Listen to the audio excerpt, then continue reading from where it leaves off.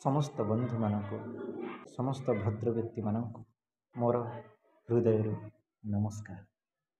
मनीष जीवन में निज मन भितर कथा किसी लुचि रही थाए जहाँकि अन्य को कहवाई संकोच करती से भली मनीष प्रकृति केवे आग को जाई न था। जो मनीष हृदय खोला होता है से भली मनीषर काम सब ठीक होता है, काम करि पारि थाए से भली मनीष। कहीं प्रत्येक मनीष किसी ना किसी त्रुटि तो समस्त कर थाए।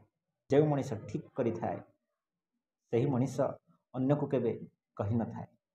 कहीं भूल तो समस्त करि पारिबे किंतु ठीक करिया पाई हेले निजको सेतिकी शक्ति साहस एवं मन को जागृत करने दरकार।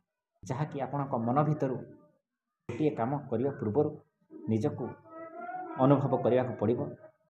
जे कौन सी काम करने पूर्व निजको थरे दुई थर चिंतन करंतु तापर काम करंतु।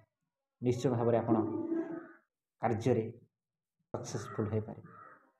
जदि कथाटी मोर भल लगे मो वीडियो लाइक सब्सक्राइब करने को भूलिए नहीं। जय श्री राम।